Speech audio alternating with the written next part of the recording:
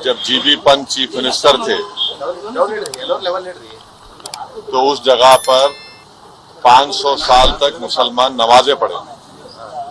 कांग्रेस के जीबी पंत मुख्यमंत्री थे, रात के अंधेरे में उसमें मूर्तियां रख दी गई। मेरी मस्जिद थी, है और रहेगी।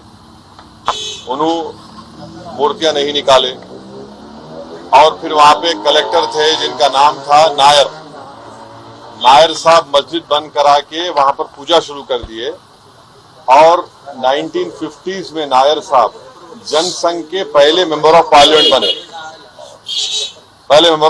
बने। फिर 1986 में लॉक्स खोले गए, बगैर मुसलमानों को सुने। बूटा सिंह शिलान्यास कर दिए। 6 दिसंबर 1992 को सुप्रीम कोर्ट को ये वादा करके बीजेपी संघ परिवार बाबरी मस्जिद को डिमोलिश कर दिए, शहीद कर दिए। और बीजेपी के पास ये मुद्दा कब आया आपको मालूम? आप लोग मालूम बीजेपी कब उठाई? 1989 में पालनपुर में बीजेपी रेजोल्यूशन पास करी। विश्व हिंदू परिषद जब फॉर्म हुई, जब तो राम मंदिर नहीं था। महात्मा गांधी बोले क्या? महात्मा गांधी इस बारे में बोले, उन्होंने तो बहुत बड़े, उन्होंने तो हे राम बोल के मारने वाला गोली मारा उनको गोड से, उनके जबान से ही तो निकला था। वो बोले क्या? नहीं बोले। तो ये पूरा एक सिस्टमैटिक तरीके से भारत के मुसलमानों से ये बाबरी मस्जिद को छीन लिया गया। सुप्रीम कोर्ट का यकीनन फैसला है।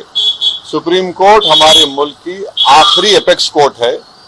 टाइटल सूट था, तो टाइटल सूट में सुप्रीम कोर्ट ने यह कह दिया कि फेथ की बुनियाद पर हम ये जगह मुसलमानों को नहीं दे सकते। सुप्रीम कोर्ट ये भी कह दिया कि वहां पर मंदिर को तोड़कर मस्जिद नहीं बनाई गई। ये सुप्रीम कोर्ट ने कहा उस जजमेंट में। और मैंने सुप्रीम कोर्ट के जजमेंट आने के बाद ये रिएक्शन आपको मीडिया को दिया था कि एक सुप्रीम कोर्ट के रिटायर्ड चीफ जस्टिस थे, उनका नाम जस्टिस जेएस वर्मा नाम था। उन्होंने सुप्रीम कोर्ट के बारे में कहा था कि supreme court is supreme but not infallible.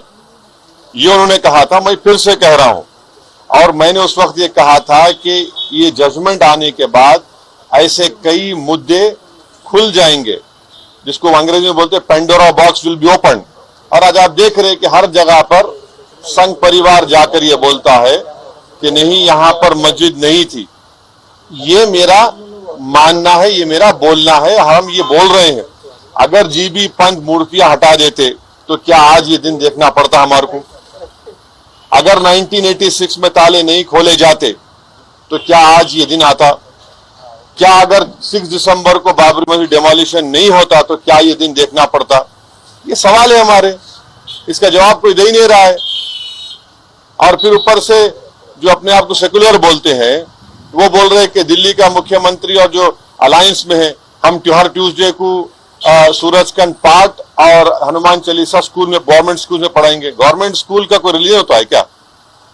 अभी तो सबका झगड़ा चल रहा है। क्या झगड़ा है ये? झगड़ा क्या है? अगर मोदी नहीं रहते तो हम भी चले जाते। हम उन सब से पूछ रहे कि बताओ, ये जो मैं बातें कर रहा हूं, 3 इंपॉर्टेंट इंसिडेंट्स बोल रहा हूं। जीबी पंत जब चीफ मिनिस्टर थे 1986, 6 दिसंबर 1992, इस पर क्या बोलना है आप लोगों का? बोलो। कोई नहीं बोलता। इसलिए नहीं बोलता क्योंकि सबको, मेजॉरिटी कम्युनिटी के वोट्स को हासिल करने का झगड़ा है। और नरेंद्र मोदी ये काम करके मेजॉरिटी वोट्स को कंसोलिडेट करना चाहते हैं और इससे एक पैगाम दे रहे हैं भारत के मुसलमानों के कि आपका भारत की पॉलिटिक्स में आपका क्या मुकाम है, आपकी प्लेस क्या है।